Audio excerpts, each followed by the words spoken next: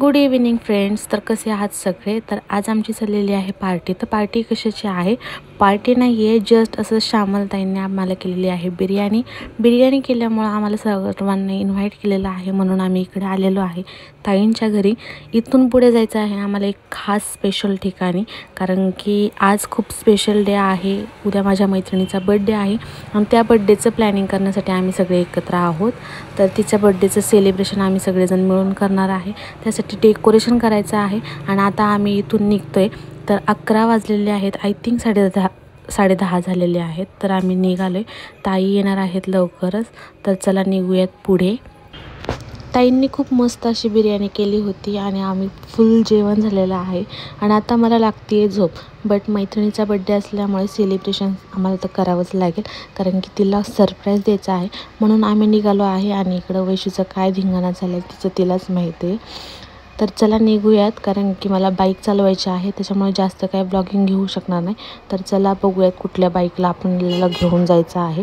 तर ही आहे समोरची बाईक, जी याच्यावरती मी जाणार आहे पार्लरमध्ये आम्ही सेटअप लावलेला आहे. मैत्रिणीला अजूनपर्यंत काही माहीत नाही आहे.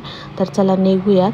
ताईन ते तिकडं फुलं आणायला गेलेली आहेत गुलाबाची, आणि बहुतेक मला असं वाटतं की फक्त मालकाला समजू नये, नाही तर मस्तपैकी एवढ्या रात्रीचा आम्हाला मार भेटेल. तर निघूयात. तर ताईंची ती 2 मुले आहेत आणि खूप सारं स्ट्रगल आहे. तर चला, मैत्रिणीसाठी आम्ही एवढं सगळं स्ट्रगल केलेलं आहे. बघा की मैत्रीसाठी माणूस कुठल्या हद्दीपर्यंत जाऊ शकतो. तर असा आपला प्रवास झालेला आहे सुरू. तर मी चालवते आहे बाईक आणि आता मी नॉर्मल फुटेज तुम्हाला दाखवणार आहे. तर आपल्याला पोचायचं आहे पार्लरमध्ये. इथून पुढे पार्लरमध्ये गेल्याच्या नंतरनं खूप सारी तयारी आहे, जी की मी तुम्हाला दाखवते. तर चला, व्हिडिओ कंटिन्यू करा. व्हिडिओला जर अजूनपर्यंत सबस्क्राईब केलं नसेल तर लवकरात लवकर सबस्क्राईब करा, शेअर करा आणि कमेंट करायला विसरू नका.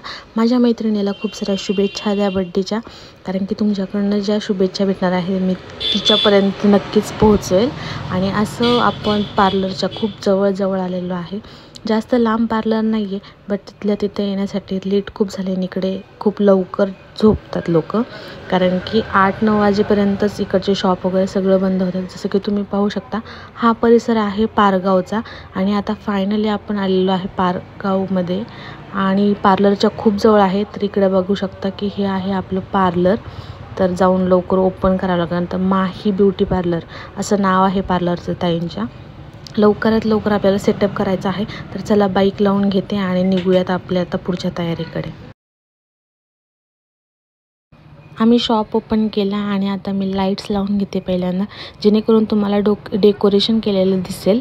तर इथे बटन्स आहे जे की मी चालू केलेलं आहे. तर तुम्ही पाहू शकता की ताईंचं पार्लर कसं आहे. इकडे ताई, दाजी वगैरे किंवा वैशू सगळेजण आलेले आहेत. तर आत्ता प्लॅनिंग करायचं आहे बड्डेचं. तर इकडे पाहू शकता की इथं आम्ही नॉर्मली डेकोरेट केलेलं आहे. पुढे समोर लाईटिंग लावलेलं आहे, त्याचे फुटेज मी दाखवेल.